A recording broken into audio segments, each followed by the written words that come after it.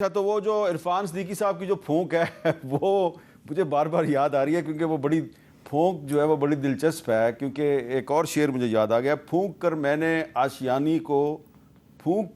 آشیانے کو روشنی دی زمانے کو۔ تو یہ پھونک سے جو زمانے کو روشنی، یعنی کہ 26ویں آئینی ترمیم کے ذریعے جو ہے وہ پاکستان میں کوئی روشنی پھیلانے کی کوشش ہو رہی ہے، تو اس پر ایک سوال اور بھی بن گیا ہے جی مصدق ملک صاحب، وہ آپ کے لیے بڑا امپورٹنٹ ہے کہ جو گوہر علی خان صاحب ہیں وہ عام طور پہ اس طرح کے دعوے نہیں کرتے، لیکن انہوں نے بھی آج ایک دعویٰ کر دیا، سنیں وہ کیا کہہ رہے ہیں۔ حکومت غلط فہمی میں مبتلا ہے۔ ان کا یہ خیال ہے کہ ہمارے ایمنیز کو اٹھا کے یہ نمبر پورے کریں گے۔ ہمارے ایمنیز وہ کہتے ہیں جان جائے گی پر ووٹ نہیں دیں گے، وہ ہمارے ساتھ کمیٹڈ ہے۔ لیکن حکومت کو یہ بتاؤں، آپ کے ساتھ ایمنیز آپ کے ساتھ نہیں ہیں۔ آپ کو اتنی حیرانگی ہو جائے گی جب آپ کے ساتھ ایمنیز اس فلور پہ ہمارے طرف آئیں گے کہ وہ آپ کو ووٹ نہیں دیں گے۔ تو مصدق ملک صاحب، کہیں سے کوئی پھونک ماری گئی ہے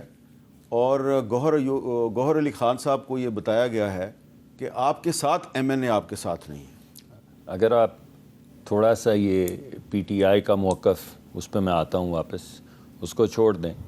تو مولانا فضل الرحمان صاحب کی پارٹی ہے، دیگر جو سیاسی جماعتیں جن سے گفتگو چل رہی ہے، وہ کیوں کنسنسس کی طرف آ رہے ہیں؟ اگر اس مسودے میں کوئی ایسی چیز نہیں ہے جو قابل قبول ہو، ابھی میں آپ کو تاریخ سے بور تو نہیں کروں گا، آپ مولوی تمیز الدین کانسٹیٹیوشنل کورٹ کی بات ہو رہی ہے، اب مولوی تمیز الدین کے کیس سے شروع ہو جائیں، جسٹس منیر کا کیا رول تھا، ملک غلام محمد کا کیا رول تھا، بھٹو صاحب کی پھانسی کے اندر جو جج صاحب تھے جنہوں نے آ کے ٹیلی ویژن پروگرام میں کہہ دیا تھا کہ بس ہمیں ڈرایا تو ہم نے جی، تو یہ تمام چیزیں جو ہیں یا جو بھی آپ کے سامنے کانسٹیٹیوشنل تمام معاملات آتے ہیں، کانسٹیٹیوشنل 184 کے ذریعے اگر فیصلے آپ نے یہ کرنے کہ کون سا وارڈ بائے کون سے ہاسپٹل میں لگے گا، یا کسی ہسپتال کا کڈنی سینٹر کا سربراہ کتنی تنخواہ لے گا، یا اس کو ہٹایا جائے گا یا رکھا جائے گا، یا یہ 184(3) یہ بنیادی جو کانسٹیٹیوشنل معاملات ہیں، یہ رائٹس کے معاملات ہیں، ان کے اوپر اگر آپ یہ طے کریں گے کہ چینی کی بوری جو ہے وہ ایک صوبے سے دوسرے صوبے یا ایک ڈسٹرکٹ سے دوسرے ڈسٹرکٹ جائے گی یا نہیں، آٹے کی قیمت کیا ہوگی، اگر آپ یہ کریں گے تو پھر ایک کانسٹیٹیوشنل کورٹ یا کانسٹیٹیوشنل بینچ کی ضرورت تو محسوس ہوگی نا۔ اور پہلے جو ہمارا آپس میں تمام جماعتوں کا جو ہمارا اور پیپلز پارٹی کا معاہدہ ہوا تھا، اس میں اس کانسٹیٹیوشنل کورٹ کا ذکر تھا، ججز کی اپوائنٹمنٹ کا بھی ذکر تھا، اور بڑی کلیئرٹی کے ساتھ لکھا گیا تھا کہ جس طرح باقی دیگر ممالک میں ایک ہیئرنگ ہوتی ہے، اس ہیئرنگ میں آپ کے تمام پرانے فیصلے، ان تمام فیصلوں کی آپس میں مماثلت یا مناسبت یا دیگر فیصلوں سے مناسبت، یہ تمام چیزیں عوام کے سامنے رکھی جاتی ہیں۔ یہ گفتگو جب 18ویں ترمیم کے وقت بھی ہوئی، بعد میں بھی ہوئی، پہلے بھی ہو رہی تھی، اس میں کون سی نئی گفتگو ہے؟ نیا صرف رول جو ہے وہ پی ٹی آئی کا ہے، جس میں کسی حد تک وہ کہتے یہ ہیں کہ نہ کھیلیں گے نہ کھیلنے دیں گے۔ یعنی ابھی انہوں نے کہا کہ یہ تو حکومت، آپ نے سوال تو کچھ اور پوچھا بھائی میرے پنچھوتا صاحب، نوجوان آدمی ہے، تو انہوں نے کہا کہ یہ تو فارم 47 چلیں مان لیتے ہیں ان کی بات کہ ناراض ہیں، ان کو الیکشن پہ اعتماد نہیں۔ ہمارے بھی بہت سے جو لیڈران ہیں جو ہارے جی ٹی روڈ کے اوپر، وہ آپ کے پروگرامز میں بھی آ کے کہتے رہے ہمیں بھی گلا ہے الیکشن سے، تو جب ان کو دعوت دی گئی حکومت بنانے کی تو بنا لیتے۔ تو آج یہ جو ہم سے گلا کر رہے ہیں، یہ اپنی سپرویژن میں فارم 47 اور 45 کا معاملہ اور مہمہ حل کرتے، انہوں نے نہیں کیا، کیونکہ کوئی کنسٹرکٹیو کام اگر کرنا ہوتا، اس وقت پیپلز پارٹی نے کہا کہ ہم آپ کے ساتھ ملتے ہیں، آپ حکومت بنائیں، وہ ہمارے ساتھ حصہ دار نہیں بنے، ان کے ساتھ بھی حصہ دار نہ بنتے۔ تو اگر یہ حکومت بنا لیتے، چاند صاحب گئے خود ڈیلیگیشن لے کر ان کے پاس، اور انہوں نے نئی حکومت بنائی، تو یہ کیا چاہتے ہیں کہ ہم بھی نہ بنائیں، تم بھی نہ بناؤ، کوئی بھی نہ بنائے، اور ملک ایک کانسٹیٹیوشنل کیوس میں آ جائے۔ لیکن پنچوتا صاحب نے بھی بتایا کہ آج جیسے ہی مولانا فضل الرحمان صاحب اسلام آباد پہنچیں گے رات کو، تو ان کے ساتھ ملاقات ہوگی۔ اس سے پہلے اگر آپ کو یاد ہو، ابھی آپ کے پروگرام میں پنچوتا صاحب نے کہا کہ ہم تو کسی آئینی ترمیم کو تسلیم ہی نہیں کرتے،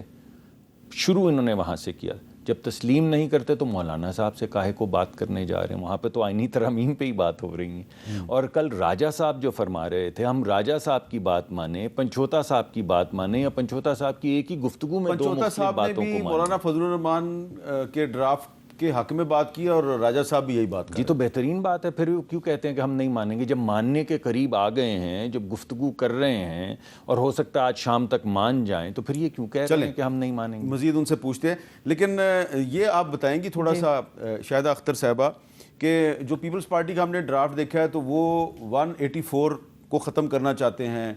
آپ کی پارٹی جو ہے وہ 19ویں آئینی ترمیم کو ختم کرنا چاہتی ہے اور اس پہ پیپلز پارٹی بھی راضی ہے, ٹھیک ہے,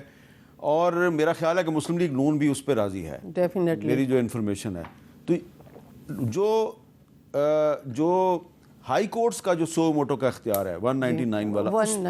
اس پہ تھوڑا سا بتائیں گے آپ کہ اس پہ کیا موقف ہے آپ کا؟ جی بالکل, اس پہ آج بحث ہوئی کمیٹی میں بھی, اور اس میں یہی ہے کہ ہائی کورٹ کا جو سو موٹو ایکشن لینے کا اختیار ہے اس کو لمیٹڈ کیا جائے, چونکہ آلریڈی سپریم کورٹ لے رہی ہے اختیار, تو پھر ہائی کورٹ کا نہیں. لیکن اگر 184 ختم ہو جائے گا تو سپریم کورٹ کا بھی اختیار ختم ہو جائے گا. اب اس میں بھی کچھ چیزیں ہیں جس کو ڈیوائڈ کر رہے ہیں, وہ آپ کے ڈرافٹ میں ہے. جس طرح میرے آنریبل بھائی نے کہا بالکل یہ صحیح ہے, ہم بھی اس بات پہ اختلاف کرتے ہیں کہ آپ کے کانسٹیٹیوشنل اور اتنے میٹرز ہیں, تو اگر آپ ہاسپٹل میں جاتے ہیں یا کہیں اور وزٹ, جیسے ہسٹری میں آپ نے دیکھا ہے کہ کچھ ہوا ہے, ڈیم فنڈ بھی ہوا ہے, باقی چیزیں بھی آئی ہیں, اور ڈیم فنڈ میں میرے سمیت بہت سے لوگوں نے کافی بڑی رقم دی تھی, اب پتہ نہیں اس کا کیا بنے گا. میرے خیال میں 22 بلین کا کچھ فگر آ رہا ہے. دیکھیں پوری فوج ہے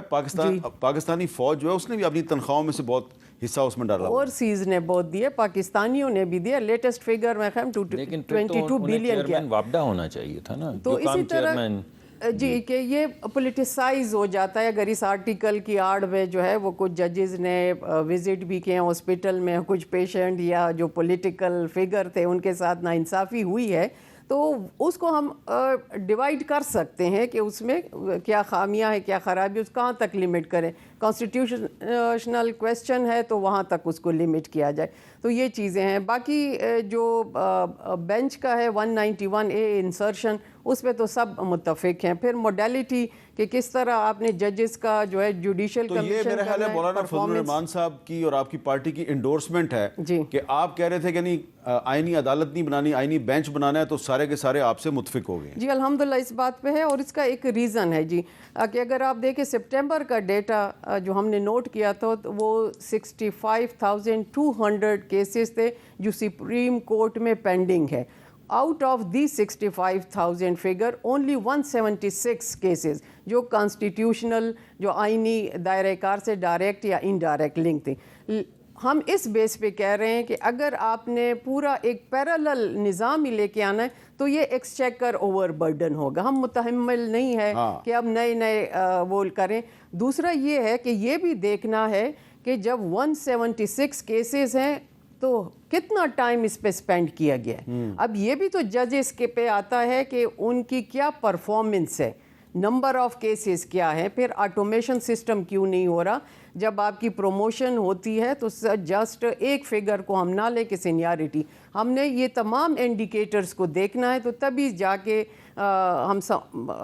ہمارا پوائنٹ آف ویو ہے جس سے سب نے متفق بھی ہیں کہ ہم نے ایک سسٹم بنانا ہے تاکہ وہ میرٹ کو دیکھا جائے.